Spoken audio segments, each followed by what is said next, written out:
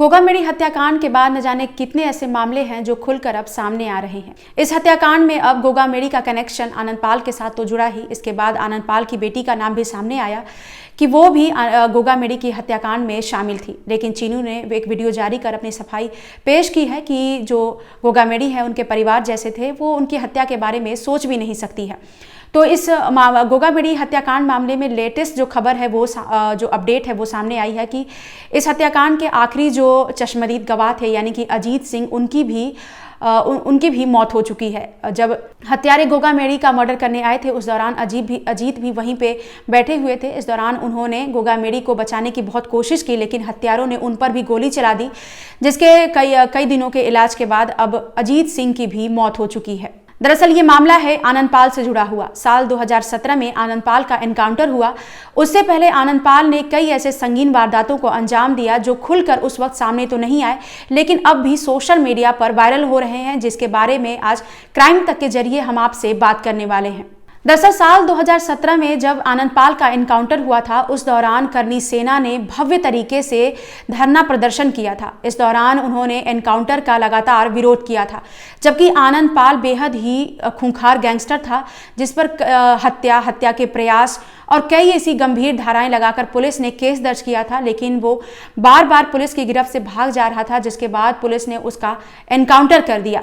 लेकिन इससे पहले उसने जिन वारदातों को अंजाम दिया था उस दौरान जब ये धरना प्रदर्शन हो रहा था तब एक महिला सामने आई और उसने कहा कि आनंदपाल ने उनके पति का मर्डर किया था। वो भी राजपूत समाज से आते हैं, लेकिन किसी ने भी उनकी मदद नहीं की, किसी ने भी उनके पति को लेकर धरना प्रदर्शन नहीं किया, जबकि उनके पति को बेहद ही बेरहमी से आनंदपाल ने गोली से छलनी कर दिया था, जिसके बाद उनकी मौके पर ही मौत हो गई थी।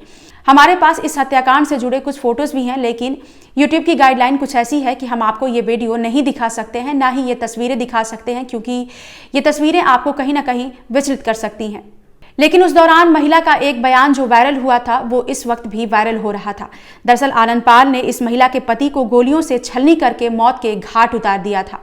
उस दौरान महिला ने कहा था कि क्या मैं और मेरा परिवार राजपूत नहीं है, मुझे बेहद ही कम उम्र में विधवा बना दिया गया। ये वही महिला है जिनके पति को आनंदपाल ने गोलियों से छलनी कर दिया था। अब ममता कंवर के नाम से एक मैसेज सोशल मीडिया पर काफी वायरल हो रहा है। हालांकि ये मैसेज साल 2017 का ही है। उस दौरान ममता कंवर ने कहा था कि मैं समझ सकती हूं कि आनंदपाल के परिवार पर क्या गुजर रहा होगा, लेकिन इस दौरान ममता कंवर ने यह भी कहा कि मैं अपने राजपूत भाइयों से निवेदन करती हूं कि क्षत्रिय होने के नाते वे पहले मेरे और मेरे परिवार के साथ न्याय करें।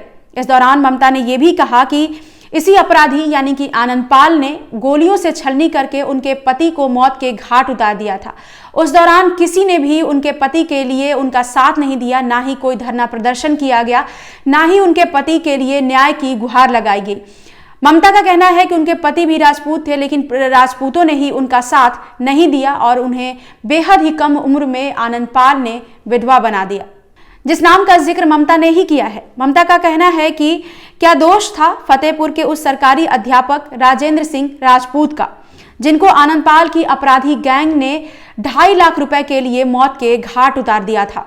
जब उसकी पत्नी को समाज की जरूरत थी तब राजपूत समाज ने उनकी मदद नहीं की, उनकी इसमें क्या गलती थी। इस दौरान ममता कुंवर ने कई और लोगों का नाम लिया जिन्हें आनंदपाल ने अपना शिकार बनाया था। ममता कुंवर का कहना है कि आनंदपाल ने कई राजपूतों का मर्डर किया है। इस दौरान इनका मैसेज सोशल मीडिया पर वायरल हुआ था, जिसके बाद आनंदपाल के बारे में ये खबर भी सामने आई कि साल 2017 में जब उसका एनकाउंटर हुआ था उससे पहले उस पर हत्या के प्रयास, अपहरण सहित कई गंभीर धाराएं लगाकर पुलिस ने करीब 47 मामले दर्ज किए थे। इससे पहले वो राजस्थान में खूंखार गैंगस्टर हुआ करता था जिसने कई गंभीर अपराधों को अंजाम दिया था। तो वहीं दूसरी तरफ वो राजपूतों का मसीहा बनकर भी घूमता था और राजपूतों को ही मर्डर करता था, जिसे लेकर ममता कुंवर का कहना है कि राजपूतों का मसीहा बनकर आनंदपाल ने कई बेगुनाहों का खून बहाया है। इस दौरान कई ऐसी तस्वीरें, कई ऐसे वीडियो भी वायरल हुए, जिसके बाद पुलिस ने आनंदपाल पर नकेल कसना शुरू किया। लेकिन आनंदपाल जब भी पुलिस की गिरफ्त में आता तो वो पुलिस को ही चकमा देकर फरार हो जाता। करीब 10 बार से भी ज्यादा बार वो पुलिस के रडार पर आया। पुलिस ने उसे पेशी के दौरान पेश करने के लिए लेकर गई, वापस लौटते समय या फिर पेशी के दौरान ही वो पुलिस को चकमा देकर वहां से फरार हो जाता। इस दौरान उसकी बेटी ने भी उसका बढ़ चढ़कर साथ दिया। हालांकि वो दुबई में थी, लेकिन फिर भी वो वहीं से अपने पिता के लिए कंधे से कंधा मिलाकर उसकी फरारी के लिए व्यवस्था करती और वो फरारी काटता। इसके बाद जब साल 2017 में पुलिस तंग आ गई, ये आनंदपाल के अपराधों से तंग आ गई, तो उसने आनंदपाल को, जब वो भाग चुका था, फरारी काट रहा था, गिरफ्तारी के लिए पहुंची, लेकिन वो सरेंडर नहीं कर रहा था आनंदपाल, जिसके बाद उसका एनकाउंटर कर दिया गया। इस दौरान आनंदपाल की जो बेटी है, इसको शक था कि कहीं ना कहीं इसके पिता का जो एनकाउंटर हुआ था उसमें राजू ठेहट भी शामिल था, जिसके बाद उसने लॉरेंस गैंग से हाथ मिलाया और राजू ठेहट को मौत के घाट उतार दिया। आपको बता दें कि राजू ठेहट हत्याकांड को भी ठीक उसी तरीके से अंजाम दिया गया है जिस तरीके से गोगा मेडी हत्याकांड को अंजाम दिया गया है। इस दौरान भी जो हथियार मुहैया कराए गए थे वो उसे भी बाड़मेर से लाया गया था। गोगा मेडी हत्याकांड के दौरान भी जो पूजा सैनी और महेंद्र हैं, इन दोनों ने हथियार मुहैया कराया था, वो भी बाड़मेर से ही लाया गया था, जिसके बाद गोगा मेडी हत्याकांड को अंजाम दिया गया है। और अब गोगा मेडी हत्याकांड के बाद सोशल मीडिया पर ये खबर भी काफ़ी वायरल हो रही है, जिससे ममता कुंवर अपने पति को लेकर गुहार लगा रही हैं कि जब हिम्मत सिंह का मर्डर किया था आनंदपाल ने, उस दौरान किसी ने भी उनकी मदद नहीं की और हिम्मत सिंह की मौत हो गई, और जिसके बाद उन्हें कई तरह की तमाम परेशानियां उठानी पड़ी, लेकिन किसी ने भी उनकी मदद नहीं की। ऐसे ही तमाम खबरों के लिए आप बने रहिए क्राइम तक के साथ। आगे भी गोगा मेडी हत्याकांड में जो भी अपडेट सामने आएंगे हम आप तक जरूर लेकर आएंगे। देखते रहिए क्राइम तक।